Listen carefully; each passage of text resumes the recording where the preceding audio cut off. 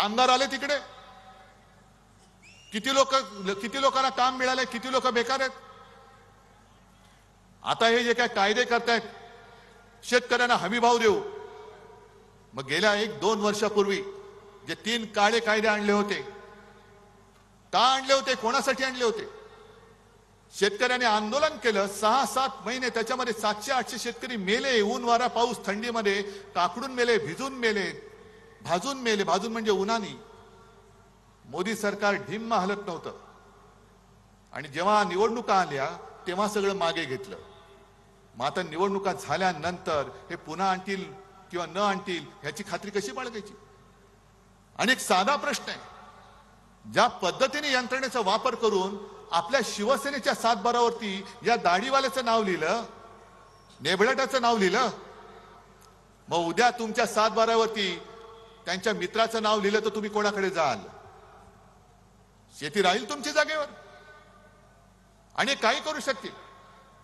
आज भले अडाणी अंबानीवरती बोलू देत, पण एक 2-3 दिवसापूर्वी माझ्या जळगावच्या सभेत आपले असीम सरोदे वकील, ज्यांनी उत्तम प्रकाराने ही केस जनता न्यायालयात म्हणजे तुमच्या समोर मांडली, काय एक त्यातले पैलू आहेत ते सोडून तुम्हाला सगळे सांगितले. त्या असीम सरोदेने एक माहिती दिली की हे जे सांगतायत अमित शहा, आम्ही 370 कलम रद्द केलं, 370 कलम रद्द केलं. उद्धव ठाकरे सांगा 370 बद्दल तुमचं काय मत आहे? अहो 370 रद्द करायला आमचा पाठिंबा तेव्हाही होता आणि आज सुद्धा आहे.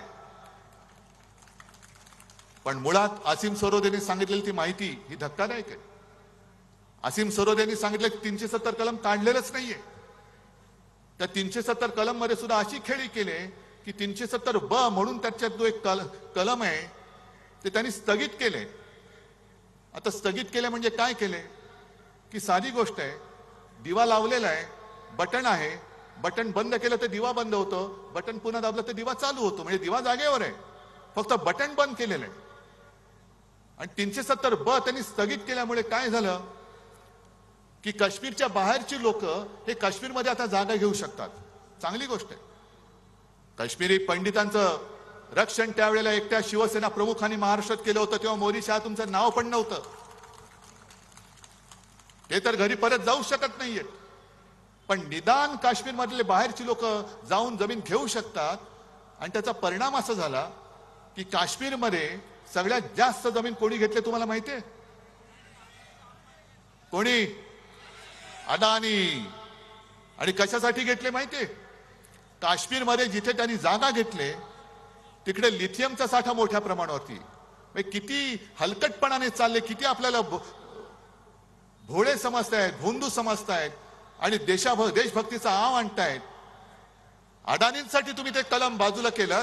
अडाणींनी तिकडे मोठी जागा घेतली आणि तो लिथियमचा साठा, त्या लिथियमचा वापर आपल्या मोबाईलच्या बॅटरीज, आता इलेक्ट्रिक व्हेकल ज्या येत आहेत आल्यात त्याच्या बॅटऱ्यांसाठी, इतर अनेक ठिकाणी लिथियमचा वापर होतो. ते बरोबर त्यांनी उचलून त्या अडाणीच्या घशात टाकलं. आता अडाणींकडे गेला म्हणजे पैसा कुठे गेला? मोदी म्हणजे कुठे? गुजरात. काय महाराष्ट्राला काय मिळालं?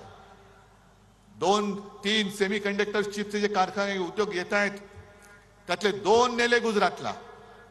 टाटा एअरबस गुजरात, हिरे व्यापार गुजरात, वित्तीय केंद्र Gujarat, medical device park Gujarat, bulk drug park Gujarat, सगळं गुजरात गुजरात गुजरात. मग महाराष्ट्राने काय नुसतं या गद्दाराच्या गुत्त्यावरती जाऊन दारू प्यायची? गुजरातमध्ये गुजरातच्या बंदरावरती हे बंदर सुद्धा अडाणीच. मध्ये मध्ये बातम्या येतात करोडो रुपयांचा ड्रग्सचा साठा सापडला, नशिले पदार्थ. हे कुठेच जातात ड्रग? कुठे कोणाच्या अंमलाखाली तुम्ही जाताय? एका बाजूला ड्रग्ज येत आहेत, एका बाजूला सरळ गुत्तेदार निवडणूक लढतायत आणि आपलं मोदी बाबा म्हणून शिक्के मारत बसायचं. ही लढाई ही उद्धव ठाकरेची नाही, ही उद्धव ठाकरे तुमची लढाई लढतोय.